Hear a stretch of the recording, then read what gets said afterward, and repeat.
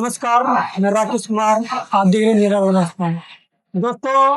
अभी हमारे साथ जुड़े हैं भाई चंदन जी पारिक, जो कि एक कांग्रेस के कार्यकर्ता है और छात्र प्रतिनिधि का भी वो है। तो आज इनसे हम कुछ तमाम सवाल लेकर इनसे बातचीत करेंगे। चंदन जी नमस्कार। नमस्कार। चंदन जी, आप सबसे पहले हमें ये बताओ, आपका राजनीतिक सफर कैसे स्टार्ट हुआ, कैसे शुरू हुआ आपका राजनीतिक? मेरा राजनीतिक सफर शुरू हुआ 2014 में।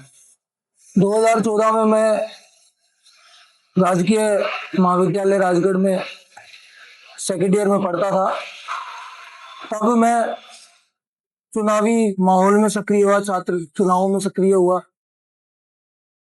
वहां की गंदी हवा को थोड़ा शुद्ध करने की कोशिश की और उसमें मैं कामयाब भी रहा। उसके बाद में मैं 2020 में जब किसान आंदोलन आया तो मैंने छात्र राजनीति को बाय बाय किया और मैं पूर्णतः सक्रिय हो गया आगे की राजनीति में। किसान आंदोलन से मैंने सीख ली और मैंने माहौल को समझा कि युवाओं का आगे आना बहुत जरूरी है। इस समाज को शिक्षा की ओर अग्रसर करना जरूरी है, लोगों के साथ मिलकर चलना जरूरी है। तो फिर वहां से मैं आगे की राजनीति में सक्रिय हुआ। तो जैसे कि आप कॉलेज में आप बता रहे कि सेकेंड ईयर में पढ़ते थे, तो आपने जो चुनाव होते हैं अध्यक्ष के उपाध्यक्ष के, आपने चुनाव नहीं लड़े। मैंने चुनाव कभी लड़े नहीं, क्योंकि आप तो राजनीति में आए, आपका करियर स्टार्ट हुआ राजनीतिक का, तो आपको छात्र राजनीति नेता ग्रुप में आपको आना चाहिए था। मैं आया नहीं क्योंकि मैं जिन संगठनों के साथ काम करता था उन संगठनों की जिम्मेदारी इतनी थी कि मैंने संगठनों से जुड़कर काम करना अच्छा समझा। किंग ना बनकर किंग मेकर बनना मैंने ज्यादा उचित समझा। अब आप कब से कांग्रेस के कार्यकर्ता हो, आप कब से कांग्रेस पार्टी के साथ जुड़े हो? मैं कांग्रेस पार्टी के साथ 2021 से जुड़ा। और कांग्रेस पार्टी का सहयोग मतलब कितना क्या सहयोग कर पाते? जब चुनाव आते हैं, चुनावी माहौल बनता है, तो मतलब कितनी क्या तैयारी रहती है आपकी? मेरी पूरी तैयारी रहती है। जितना मैंने अपने छात्र राजनीतिक सफर से सीखा और अब भी मैं सीख ही रहा हूँ, तो मैं पूरा अपना 100% देता हूँ और कोशिश करता हूँ कि मैं अपनी पार्टी के लिए ज्यादा से ज्यादा हर संभव मदद कर सकूं। संजय जी, आपके यहाँ हॉस्पिटल है, सामुदायिक स्वास्थ्य केंद्र है, क्या हालत है वहाँ की? क्या यहाँ के लोगों को, आमजन लोगों को समय पर उनका उपचार हो पाता है? जो भी सरकार की योजना है, निःशुल्क जांचें वगैरह है, यहाँ के लोग आम नागरिक लोग योजना को लाभ मिल पा रहा है उनको? पूर्णतः तो अगर देखा जाए तो पूर्णतः तो नहीं मिल पा रहा है। पूर्ण रूप से नहीं मिल पा रहा है। शायद आपको पता है या नहीं है कि अभी थोड़े दिन पहले भी मैं अपनी बीमारी को लेकर मैं अपने खुद को दिखाने के लिए गया हुआ था हॉस्पिटल। तब वहां पर कोई पूरा स्टाफ मौजूद था नहीं, तो मैंने सवाल खड़े करे। तो सवाल खड़े करने आपने मुद्दा उठाया वहां का? हाँ, मैंने सवाल खड़े करे। मेरी एक वीडियो भी वायरल हुई थी जी। तो उस वीडियो वायरल हुई तो पता नहीं वहां के स्टाफ को क्या हुआ क्या ना हुआ, उन्होंने मेरे ऊपर राज्य कार्य की बाधा जैसा मुकदमा लगा दिया। आपके ऊपर उल्टा केस दर्ज कर दिया? हाँ, क्योंकि गांव का प्रेम मेरे प्रति हमेशा रहता है। तो संपूर्ण गांव ने मेरी मदद करी। संपूर्ण गांव मुझे थाने में लेके गए और गांव का ऐसा सहयोग रहा कि सुबह 9 बजे हम थाने पहुंचे थे। फिर उन्होंने 151 में मुझे पाबंद किया। सारी धाराएं गांव के प्रेशर की वजह से सब रद्द करके 151 में मुझे बंद किया और शाम को तकरीबन 5 साढ़े 5 बजे मुझे छोड़ दिया।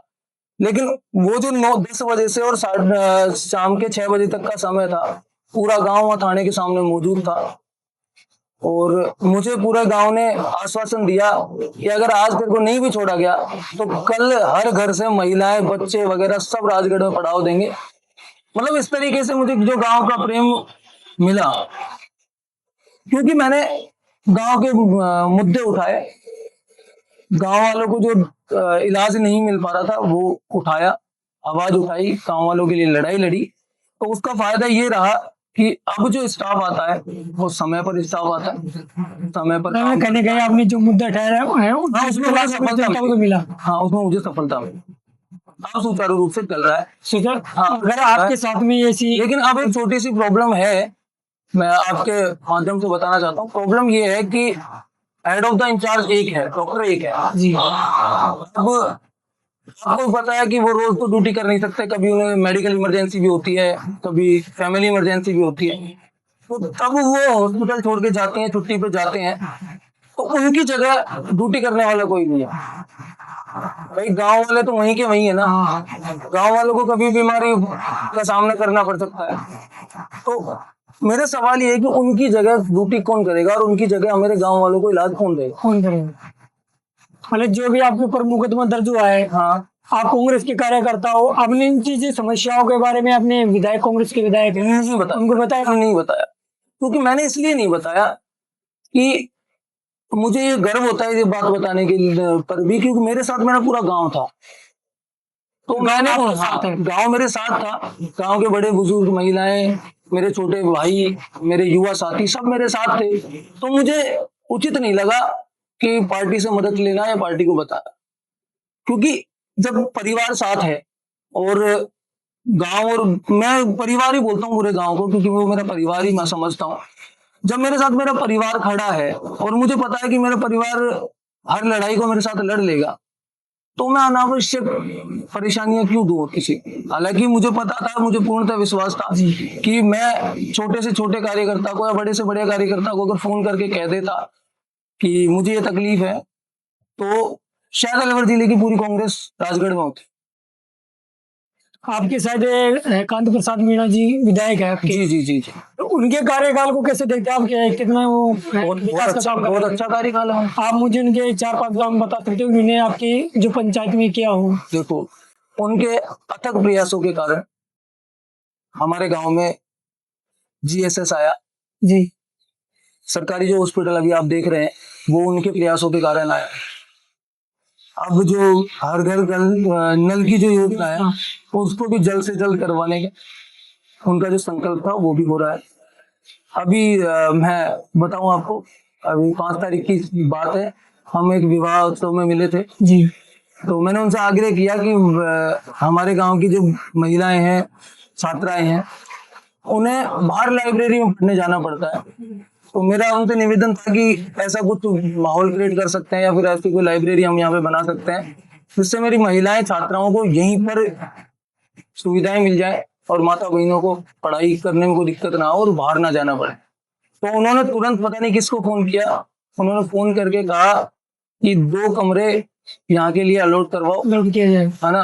अब वो गांव वालों को अपन सुकृत करेंगे सर, वो गांव वाले उसमें बच्चे पढ़ाना चाहते हैं या लाइब्रेरी खोलना चाहते हैं, वो गांव वालों की वो रहेगी। अभी यहाँ के आपके फिलहाल में 30 तारीख को ये शायद घटना हुई थी, एक गर्भवती महिला थी, जी जी जी, वो मतलब हॉस्पिटलों में गई, वो मतलब उसके पेट में बच्चा था, तो मतलब उनके अनियमितता के कारण उनको बच्चा पेट में खत्म हो गया। हाँ। तो क्या उस पर सॉरी सर, आपको शायद आपके गलत खबर मिली है आपको।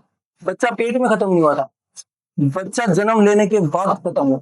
नहीं, हमने एक वीडियो देखा जो पत्रकार, उसमें बताया जा रहा था कि हॉस्पिटलों में उसको लेके गए, हाँ, इसके बाद में जो वहाँ के चिकित्सा कर्मी, वहाँ की स्टाफ है, नर्सिंग स्टाफ है, तो उनसे तो पहले तो 21 रुपए मांगे जाते हैं कि आप हमें पहले 21 रुपए दो, हम तभी इनका डिलीवरी करेंगे। आपको क्या लगता है कि ऐसा होना चाहिए या नहीं? बिल्कुल नहीं होना चाहिए, बताया आपके क्षेत्र में, क्योंकि आपके विधायक भी आके कांति प्रसाद जी भी है। जी मैं बताऊं, देखो राजगढ़ जो क्षेत्र है वो कांति जी के अंडर में नहीं आता। राजगढ़ जो चिकित्सा भवन है वो नहीं आता। जी। मैं आपको बताऊं, उस दिन की घटना बताता हूँ, क्योंकि वो जो घटना जिस घर में हुई है वो घर मेरे घर के पास में ही है जी, मतलब दीवार से दीवार जुड़ी हुई है ये कह सकते हैं। तो उस रात ऐसा हुआ कि वो प्रसव कराने के लिए गई, तो वहां पर जाती हैं, स्टाफ सोया हुआ था, तो स्टाफ को बार बार अवगत कराया गया, बार बार चिल्ला के आवाज दे के उनको रिक्वेस्ट किया गई। जब जाके उन्होंने उनको एडमिट किया, तो पहले उन्होंने चेक किया, चेक करने के बाद उन्होंने कहा कि 4 घंटे लगेंगे अभी और सुबह डिलीवरी होगी, तो आप एडमिट करा दो। तो उनको वार्ड में शिफ्ट कर दिया जाता है। उनके पीड़ा ज्यादा होने लगती है, तो बार बार महिलाएं उनके पास जाती हैं कि इसको पीड़ा हो रही है, आप चेक करो, पीड़ा हो रही है चेक करो। उनकी तरफ से ये कहा जाता है कि सोने तो दो, एक हमारे महिला थी, उनसे ये कहा जाता है कि क्या तेरे बच्चे नहीं होते क्या, हाँ तुझे पता नहीं है क्या। मतलब इस तरीके का व्यवहार जब किया जाता है ना, तो मुझे ऐसा लगता है कि जो रक्षक है ना, वही भक्षक बनते जा रहे हैं। हाँ या तो इनको सरकार का डर नहीं है, और मैं तो कभी कभी ये भी सोचता हूँ कि चल रही सरकार इनकी परवाह भी नहीं करती, मतलब लोगों की परवाह नहीं करती, वो सिर्फ फूट डालकर कहीं ना कहीं देखा जाए तो फूट डालकर वोट लेना चाहती है। उन्हें कोई फर्क नहीं पड़ता कि कोई मरे या जिंदा रहे। आप मुझे बताइए, दो दो मंत्रियां अलवर जिले के पास है, एक राज्य सरकार का दिया हुआ मंत्री है और एक केंद्र सरकार का दिया हुआ मंत्री है। बीजेपी ये दावा करती है, ठोक ठोक के सीना ठोक के दावा करती है कि हम जनता के साथ हैं। शर्म आनी चाहिए इन लोगों को कि एक बच्चा जो इस सुनहरी दुनिया को देखता लेकिन देखने आता और तुम्हारे द्वारा तुम्हारे क्षेत्र के सरकारी कर्मचारियों की लापरवाही की वजह से खत्म हो जाता है, तुमने क्या एक्शन लिया, क्या तुम्हें पता नहीं होगा? और अगर तुम्हें पता नहीं है तो आपको गद्दियां छोड़ देनी चाहिए आपकी, कि आपको ये नहीं पता कि आपके क्षेत्र में हो क्या रहा है। कुछ स्टाफ के खिलाफ कुछ कार्रवाई वगैरह हुई या नहीं हुई? कार्रवाई का तो जितना मुझे पता है कि अभी एफआईआर दर्ज हुई नहीं है। एफआईआर दर्ज करवाने परिवार वाले गए थे। मेरी जितनी बात हुई है, देखो मैं हवा में बात नहीं करता, मेरी परिवार वालों से बात हुई थी तो उन्होंने कहा कि 2 बार हम एफआईआर करवाने गए थे और दोनों बार हमें थाने से ये मिला कि तो एफआईआर लिखने वाला है वो मौजूद। मैं उनकी बताई हुई बात बता रहा हूँ क्योंकि मैं वहां पर मौजूद नहीं था, तो मैं इस बात के पूरी तरीके से पुष्टि भी नहीं कर सकता थाने वाले की, थाने वालों की क्या बात। तो एफआईआर अभी वो कल मेरी फिर बात हुई थी तो उन्होंने कहा कि हम कोर्ट से एफआईआर करेंगे। अभी करी है नहीं करी है, वो कोर्ट, देखो वो न्यायिक प्रक्रिया है, वो कैसे न्याय मिलता है। लेकिन मुझे अफसोस इस बात का है कि सरकारें क्या कर रही हैं, जो वोट लेकर कुर्सी पर बैठे हैं अपने आप को कहते हैं कि हम मंत्री हैं और हम जनता के हितैषी हैं। आप किस तरीके से हितैषी? और जहां तक भी मुझे तो ये भी पता है कि जो परिवार के साथ घटना हुई है वो तो शुरू से बीजेपी के वोटर रहे हैं। अगर आप अपने आप को वोट देने वालों को सुरक्षा नहीं मुहैया करा सकते जिनसे आप वोट लेते हो, आप और क्या सुरक्षा मुहैया कराएंगे उन लोगों को? कैसे विश्वास किया जाए इन लोगों को? मेरे हिसाब से तो अगर दोषी चिकित्सक है तो दोषी तो ये लोग भी हैं। मतलब कहने का देखा जाए ही नहीं। तो राजस्थान सरकार दावा करती है कि हम जो भी है हॉस्पिटलों में निःशुल्क जांच वगैरह, सोनोग्राफी वगैरह हमारी योजना की मुख्यमंत्री आयुष्मान वगैरह, मतलब ये गलत साबित हो रही है। सर देखो, मेरा मानना ये है कि अगर आपको निःशुल्क कुछ मिल भी रहा है तो उसका फायदा क्या मिल रहा है? अगर आपको निःशुल्क जांच हो गई, अरे जांच देखने वाला और जांच पे काम करने वाला डॉक्टर तो सही काम कर ही नहीं था ना, फिर उस जांच का क्या फायदा? मतलब ये तो एक योजना ही है, लेकिन योजनाओं को भी पूरी तरह से पूर्ण रूप से वो चीज नहीं हो पा रही जो होनी चाहिए। होनी चाहिए। हम आपके यहाँ के पंचायत की बात करूँ तो क्या यहाँ की सबसे बड़ी क्या यहाँ की समस्या क्या है और मुद्दा क्या है यहाँ का जो आपने उन मुद्दों को उठाया हो? देखो, मैं ना चीजों को थोड़ा सा डीपली सोचता हूँ, डीपली ऐसे सोचता हूँ कि अब बहुत हो गया कि गांव वालों की एक्चुअली क्या है ना, सोच ऐसी हो जाती है कि जो बड़ा है, बुजुर्ग है, वो सत्ता चला सकता है। ऐसा नहीं है। और जैसे मेरे परिवार है, मेरे पिताजी ने मुझे पढ़ाया, ठीक है, अब आज मैं पढ़ लिख कर इतना सक्षम तो हूँ कि मैं सत्ता तो चला सकता हूँ क्योंकि मैं राजनीति में भी रहा हूँ, हाँ। है ना। जब मेरे पास वो अनुभव है राजनीति को करने का, है ना, तो मुझे मौका क्यों नहीं? जो लोग जैसे पढ़े लिखे भी नहीं है, जो सत्ता के लोगों से आंखों में आंख डालकर सवाल नहीं कर सकते, आप उन लोगों को सत्ताएं अगर दोगे ना तो बुनियादी ढांचे को बिगाड़ देंगे।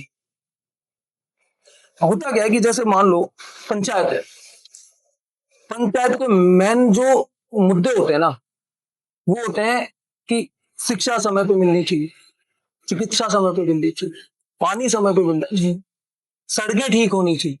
और यहाँ इन सब के साथ साथ एक बहुत अच्छी चीज होती है कि आपके पास जो आपको धरोहर मिली हुई है, हर किसी गांव में, हर किसी पंचायत में ऐतिहासिक धरोहर कुछ ना कुछ तो तो होती है। उसको बरकरार रखकर आने वाली पीढ़ी को जो की त्यों देना या उससे और भी अच्छा देना वहां के प्रशासनिक लोगों का कर्तव्य बनता है। आपको इतनी चीजों का ज्ञान है, आप फिर सरपंच क्यों नहीं बन जाते? अब पंचायत चुनाव आने वाले हैं, क्या आप क्या सोचे आप देखो, पद के लिए उम्मीदवार खड़े हो गए आप? मैं एक चीज बताऊं आपको, मेरा जहां तक मानना ये है कि आदमी कुछ भी कोई भी कदम उठाता है या फिर कहीं बाहर जाता है ना किसी से सलाह मशूरा करने, तो लोग ये कहते हैं कि तेरा परिवार तेरे साथ है या नहीं। नहीं, अभी आपने सुनो सोचा है कि मेरी जनता मेरे साथ है, और सुनो सुनो मेरी बात सुनो। तो ये कहने का मतलब मेरा ये है कि मैंने आपको जैसे बताया कि मैं गांव को गांव नहीं समझता, गांव को परिवार समझता। हाँ, परिवार समझता हूँ। अगर मेरा परिवार मेरे से कहेगा कि तू आ गया तो मैं आ गया हूं, परिवार साथ रहेगा तो ही तो काम कर पाऊंगा ना। जैसे उस दिन मेरे साथ मेरा परिवार था, मैं बेखौफ होकर अंदर बैठा हुआ था। आजकल के इस जमाने में मोबाइल बिना वो नहीं रहता, 1 मिनट नहीं काट सकते आप। मैंने मोबाइल बाहर पकड़ा दिया और रिलैक्स होकर आराम से थाने में अंदर बैठा था, तो मुझे पता था मेरा परिवार मेरे साथ है, मुझे कोई दिक्कत नहीं। आगे भी अगर चुनावी उत्सव में मैं भागीदारी निभाता हूँ और मुझे विश्वास रहेगा कि मेरा परिवार मेरे साथ, कोई दिक्कत नहीं है। और परिवार के लिए बहुत कुछ कर भी जाएंगे सर, क्योंकि अनुभव है। अगर पंचायत चुनाव आने वाले हैं, अगर आप सरपंच बन जाते हो, तो इस गांव की ऐसी क्या परेशानी है जिनको आप दूर करना चाहोगे, जो वर्तमान सरपंच ने नहीं कराया हो? देखो, मैं किसी के ऊपर उंगलियां तो उठाऊंगा नहीं, क्योंकि सब अपने विवेक से अच्छा काम करता है। देखो, मैं सही बताता हूँ आपको, क्योंकि मुझे है ना आरोप प्रत्यारोप वाली राजनीति करनी ही नहीं।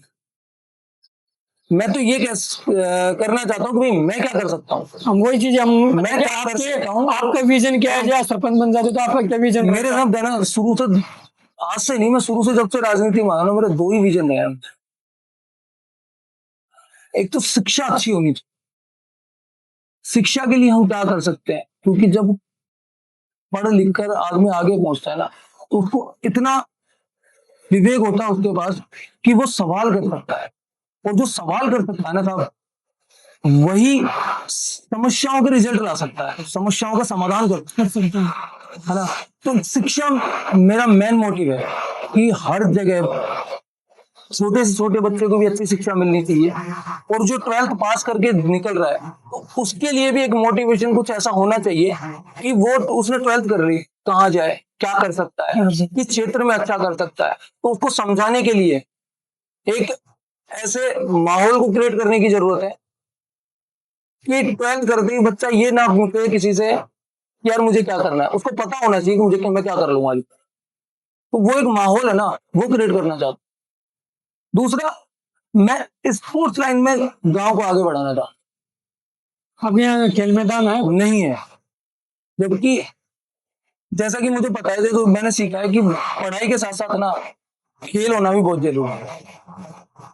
क्योंकि आजकल मोबाइलों के जमाने में ना बच्चे खेलना ही भूल गए। आप भी बताओ, आप भी मेरी पीढ़ी से हो, मेरे समय से हो, 90s के हो ना आप भी।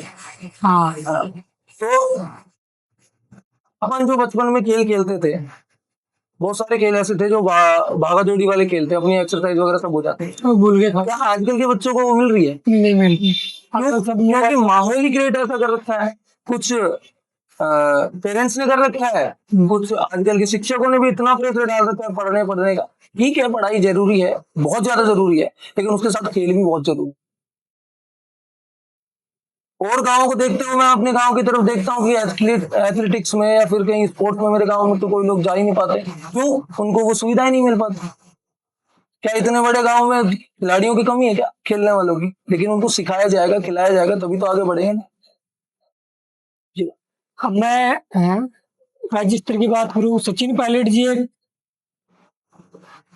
पूर्व में मुख्यमंत्री भी रह चुके थे। हाँ, उनके ऊपर आपके क्या राजनीतिक विचार है, सचिन पायलट जी के ऊपर? देखो, वो आदर्श हैं, वो एक ऐसा राजनीतिक चेहरा है, और उनकी जो सोच है राजनीति को लेकर, वो बहुत पारदर्शी है और दूरदर्शी है ना। तो ऐसे इंसान के ऊपर मैं अपना कोई प्रश्नवाचक चिन्ह तो लगा ही नहीं सकता। जी। रही बात उनके काम करने के तरीके को, उसे मैं साहब बहुत पसंद है, बहुत ज्यादा। कहीं ना कहीं देखा जाए तो गुर्जर समाज के लोग हैं, उन्हें मुख्यमंत्री देखना चाहते हैं। जबकि मान लो कि 2028 में कांग्रेस सरकार आती है, सत्ता में आती है, तो उनको मुख्यमंत्री देखना चाहती है। कहीं ना कहीं देखा जाए अशोक गहलोत जी को मुख्यमंत्री क्यों नहीं बनना देते? क्या क्या गुटबाजी है इनकी? क्या कोई गुटबाजी नहीं है, कोई भी गुटबाजी नहीं है सर। एक्चुअली पता है क्या होता है, आप किसी को बदनाम करना चाहो ना, तो उसके खिलाफ झूठ इतनी तेज तेज से बोलो, इतनी जोर से बोलो, ताकि वो झूठ भी सत्य लगने लगे। कोई गुटबाजी नहीं है। और सत्ताएं हैं, राजनीतिक माहौल है, गुटबाजी होती भी है, तो उसमें कुछ गलत भी नहीं है। तो आपने एक सवाल किया गुर्जर समाज का, सर मैं बताऊं, ये स्वाभाविक है, स्वाभाविक है।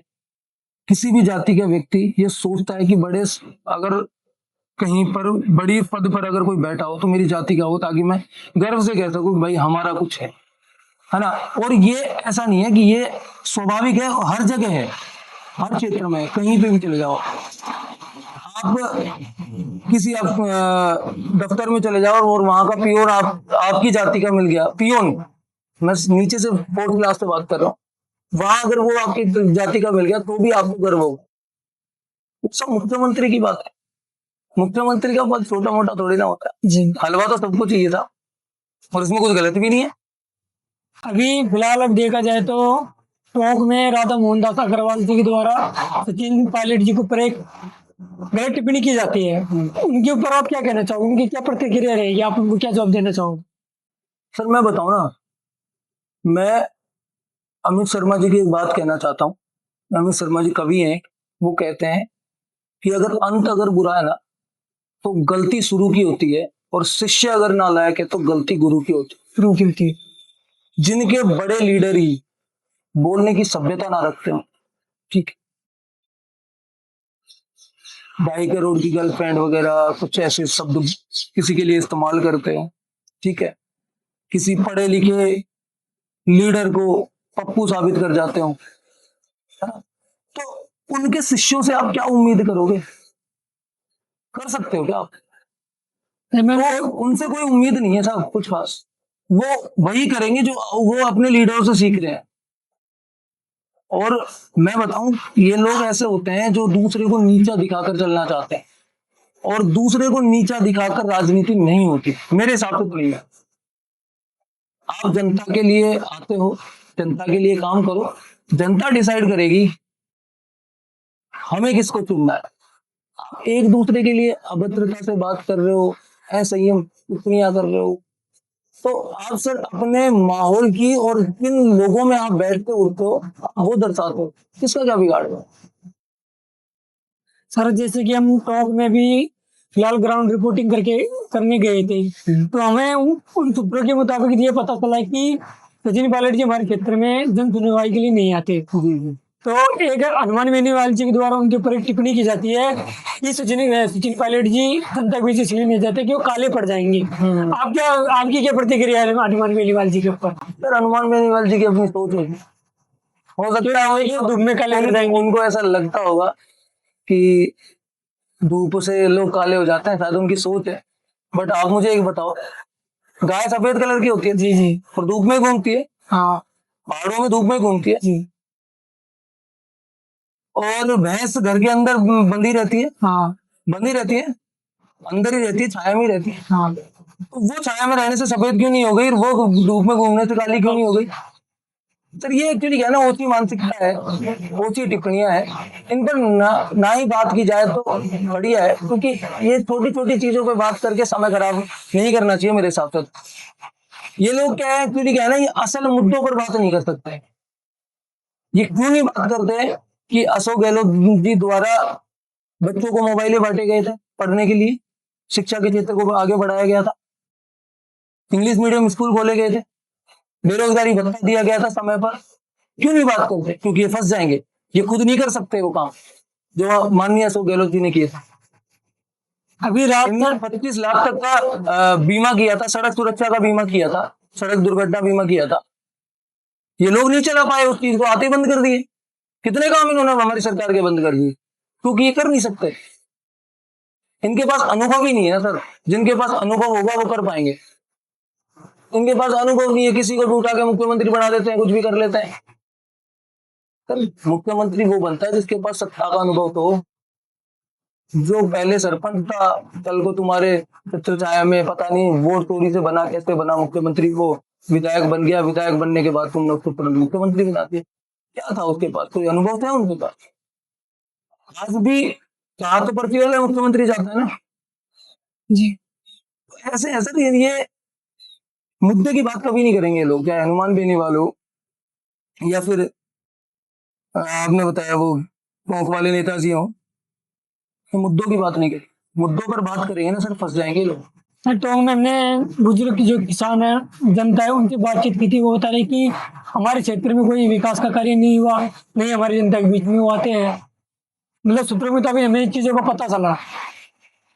सर देखो, मैं आपको एक चीज बताऊं, मैं जहाँ रहता हूँ ना, जो मेरा गाँव उन लोगों का यही मानना है कि मैं कांग्रेस पार्टी चुनाव प्रचार में भेज देती है, कहीं बांग्लादेश, कहीं जो चुनाव चल रहे हैं वहां भेज देती है। बंगाल में चुनाव चल रहे थे। देखो मैं बताऊं, बड़ा जो चेहरा होता है ना, बड़ा जो चेहरा होता है, और पार्टी के पास अपने भी बहुत सारी जिम्मेदारियां होती हैं। तो अगर आप मान लो किसी क्षेत्र से हो, आपका विधायक है, ठीक है, अगर वो पार्टी से जुड़कर काम कर रहा है, पार्टी का स्टार प्रचारक बना हुआ है, तो आपके लिए दो काम वो एक्स्ट्रा कर सकता है। जो नॉर्मली विधायक करेगा ना, उससे अच्छा आपके लिए काम कर सकता है। और मैं उस टॉप की जनता को तो धन्यवाद कर देना चाहिए कि ऐसा उनका ऐसा सांसद है, विधायक है। पहले सांसद थे, अब विधायक हैं। ऐसे विधायक उनके पास हैं कि जो पार्टी से दिल्ली तक जुड़े हुए हैं, और उनके पास ऐसा अनुभव है, वो आपका कोई भी काम कर सकता है। नहीं, लोग एक ही बार पता है क्या होता है, कई कई बार ऐसा होता है कि बहुत साथ व्यवस्था के कारण आदमी काम नहीं कर पाता, ठीक है, लेकिन आपको अवगत तो कराना पड़ेगा। चाय की दुकान पर जाके बोलनी तो पड़ेगी ना, सर चाय चाहिए। आप अवगत नहीं कराओगे, कई कई बार तो चीजें होती हैं जो अवगत करा दी जाती हैं, कई कई ऐसी होती हैं जो नहीं आती समझ में, या फिर नहीं। लोग वहाँ के लोगों का ये भी आरोप है कि वो विधानसभा में आके मुद्दा नहीं उठाते वो। देखो मैं बताऊं सर, होता क्या है, पक्ष विपक्ष वाला खेल होता है हर जगह। अब आप मेरे गांव में घूमोगे, कुछ बीजेपी के वोटर भी हैं जी, कुछ कांग्रेस के वोटर भी, ठीक है। बीजेपी वाले जीते हुए विधायक की बुराई कर देंगे, जी जी। हाँ, और कांग्रेस वाले अपने की अच्छाई कर देंगे, और वो स्वाभाविक है, उसमें कुछ गलत नहीं है। तो हो सकता है कि आप ऐसे लोगों से मिले होंगे जो पार्टी के लोग होंगे, उन्होंने कह दिया, उस पर मैं क्या टिप्पणी कर सकता हूँ। पूर्व में गहलोत जी की सरकार थी, उनकी ऐसी कौन सी योजना है जो वर्तमान के मुख्यमंत्री भजन लाल जी जनता को नहीं दे पा रहे? सर मैंने बताया ना, कितनी योजना बता दी आपको, अभी बताई थी। सड़क दुर्घटना योजना है, 10 लाख रुपए मिलते थे ना सड़क दुर्घटना, किन को मिल गए, किन लोगों को मिल गए, आप बताओ। मतलब गहलोत जी की सरकार में योजना का लाभ जनता तक पहुंचा, जहां पहुंचा वर्तमान में अब आपने आपने नहीं देखा सर, वर्तमान ये भजन लाल जी नहीं दे रहे, कहाँ दे रहे हैं, कहाँ दे रहे हैं, बताओ। दावा करते आप मुझे बताओ कहाँ चल रहा है कि दावा करते कि हम दे रहे हैं, कितना क्या दावा सच है? सर मैं बताऊं, इन लोगों की सिर्फ खोखलियां राजनीतियां हैं, ये नहीं कर पाएंगे काम। आप देख लेना, और थोड़े दिन का समय आने दो, ये लोग मुंह छिपाते घूमेंगे, क्योंकि ये जनता को अपना मुंह नहीं दिखा पाना। जिस दिन जनता इनका घेराव करना चालू करेगी ना, ये जनता को जवाब नहीं दे पा। लोगों को यह भी आरोप है कि गहलोत जी की सरकार में पेपर लीक हुई है। आपकी क्या प्रतिक्रिया रहेगी पेपर लीक पर? आप क्या कहना चाहोगे? बताऊं, सुनो मेरी बात, मैं सही बताऊं, क्राइम होता है, ठीक है। उसमें आप गहलोत जी को जिम्मेदार ठहराना चाहोगे फिर और किसी और? गहलोत जी किस जिम्मेदार है बताओ। अब मान लो अपन यहाँ पे बैठे हैं, सड़क पे कोई किसी का मर्डर कर जाए कोई, उसके लिए सरकारें कैसे जिम्मेदार होंगी?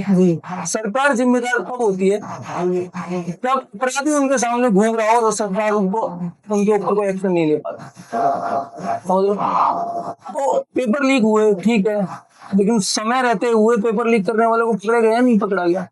अब वो बदनलाल जी बोल रहे कि हमने पेपर लीक पर बिल्कुल लगाम लगा दिया है और बड़े बड़े सर पेपर हो ही कहाँ रहे हैं, पेपर हो ही कहाँ रहे हैं जब लीक होंगे? कितनी भर्तियां हो गई सब 2-2.5 साल में? अब ये बता रहे कि हमने भर्ती आप बताओ, सारी किया है फोर्थ ग्रेड की अभी आप जो मुझे वैकेंसी बताओ, आई थी। आप मुझे बताओ कितने पेपर हो गए? अभी जो फोर्थ ग्रेड की आई थी, प्लान 2 कमांडर की भर्ती आई थी, अभी फिलहाल में एसआई की भर्ती हुई है। अभी बोल रहे कोई पेपर लीक नहीं हुआ। SI 2021 का मुद्दा था, अब आज तक तो भर्तियां रद्द चल रही हैं। अभी फिलहाल में भी चल रही है भर्तियां रद्द भर्ती। क्यों चल रही हैं भर्तियां रद्द?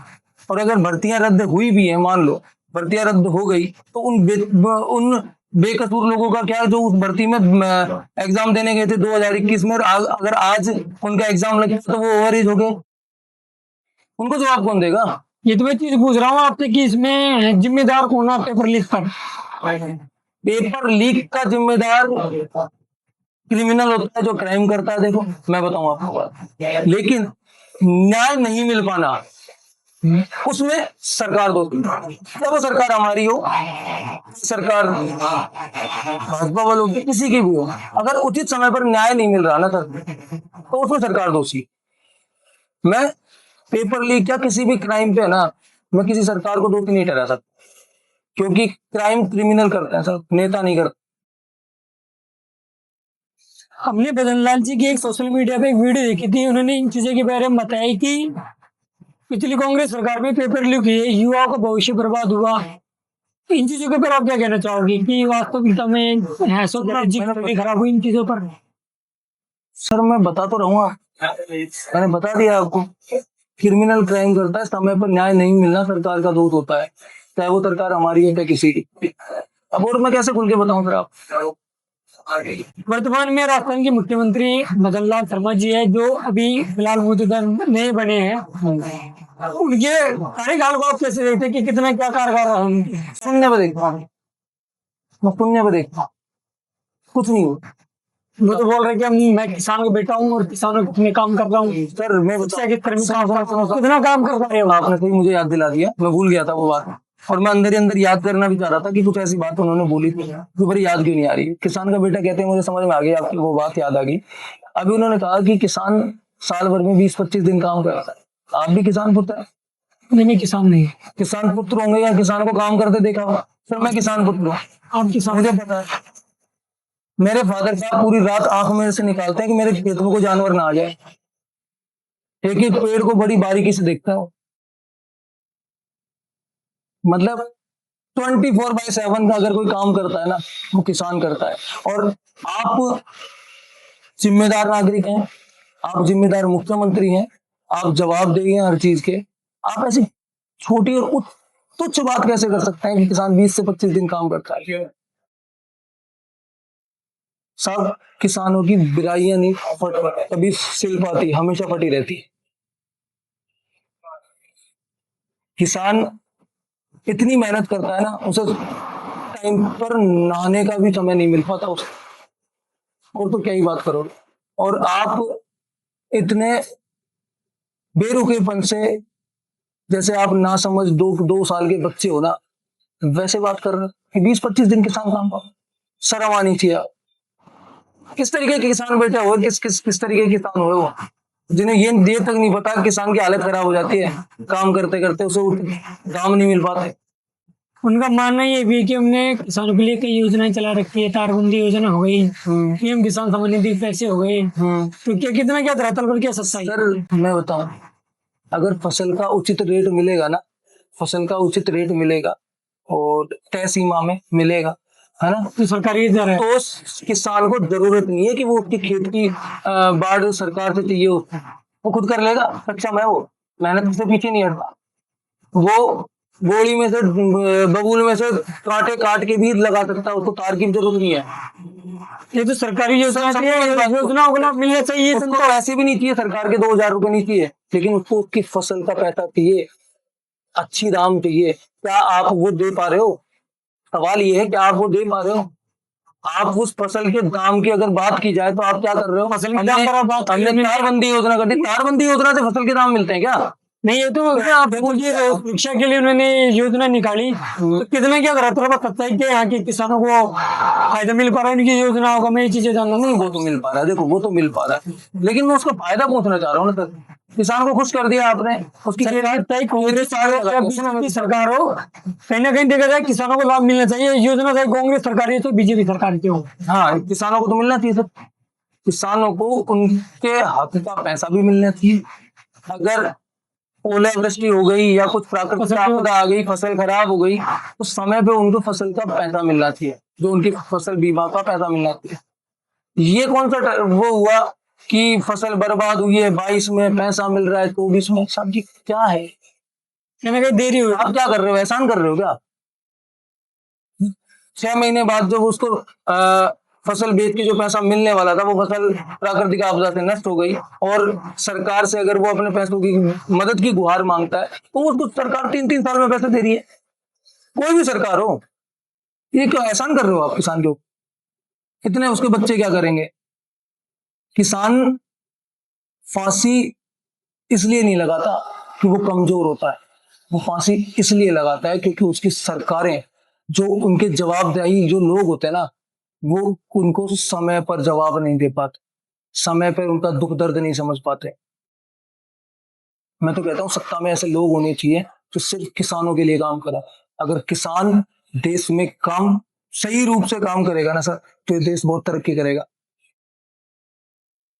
जब आजादी के बाद गेहूं बाहर से आता था ना सर, तो यही किसान था, और इसी किसान के पास में नेहरू जी आए थे कि बचा लो इस देश को। इसी किसान ने हरित क्रांति लाकर गेहूं से भंडार भर दिए थे। आज होता क्या है पता है? भंडार गृह में गेहूं भरे रहते हैं, घोटाले होते हैं, गेहूं पता नहीं कहां बेच दिए जाते हैं, और उनको फाइलों में ये कहकर दफना दिए जाते हैं कि हमारे गेहूं चूहे खा गए। कितने गेहूं चूहे खा जाएंगे? आप घोटाले की बात कर रहे हो, विपक्षों का आरोप है सरकार पर, आपकी गहलोत जी के ऊपर, कि जो मिड डे मील योजना थी स्कूलों में, उनमें कोरोना काल के समय में वो योजना का पैसा खा गई गवर्नमेंट, कांग्रेस सरकार। क्या आपकी क्या प्रतिक्रिया है? सर इसमें क्या ही ये बेतुकी बातों पर क्या ही प्रतिक्रिया? विपक्ष आरोप लगाती है अक्सर। विपक्ष एक्चुअली विपक्ष है, विपक्ष नहीं है, सत्ता पक्ष है वो, है ना? और ये इनसे कोई पूछने वाला हो, ठीक है साहब पैसा खा गए, तुमने क्या किया? हाँ, तुमने क्या किया? तुम उस टाइम पे विपक्ष में थे ना। हर 3-4-5 महीने में विधानसभा चलती है ना, तुमने विधानसभा में कितनी बार ये मुद्दा उठा लिया? कितनी बार मुद्दा उठा लिया? तुमने जनता के बीच में जाकर जनता के हित की बात करनी चाहिए, और ये मुद्दे विधानसभा में उठाने चाहिए। तुम उल्टा काम कर रहे हो। अब उल्टा आप घेरते हो और लगाते रहते हो। जनता के बीच में जाके, है ना, तुम विपक्ष को घेर रहे हो या पक्ष को घेर रहे हो, क्यों? तुम्हें जनता के बीच में अगर तुम गए हो तो तुम्हें जनता का दुख तो सुनो कि वो क्या चाहता है, कोई किसान क्या चाहता है, एक स्टूडेंट क्या चाहता है, एक महिला क्या चाहती है। तुम वो तो कर नहीं रहे, कोई भी नहीं कर रहा था, कोई भी नहीं कर रहा, वो चाहे सत्ता पक्ष हो चाहे विपक्ष, कोई नहीं कर रहा। हालांकि मैं देखो कांग्रेस की विचारधारा से जुड़ा हूँ, लेकिन मेरी खुद की भी तो कुछ विचार है ना जी, वो भी तो मैं बात करूंगा सर। खुद की आइडेंटिटी थोड़ा ना कोई हुआ। चंदन जी धन्यवाद आपका, आपने हमें आपका कीमती समय दिया। दोस्तों कहीं ना कहीं देखा जाए तो चंदन पारिक जी कांग्रेस के कार्यकर्ता है। ग्रामीण स्तर में देखा जाए कहीं ना कहीं अपने मुद्दे उठाते हैं, जनता के अपने साथ देते हैं, और हम आपको ऐसे अपडेट देते रहेंगे। दोस्तों जनता की मन की बात, मेरा संगी साथ, तब तक के लिए धन्यवाद। राम राम साहब।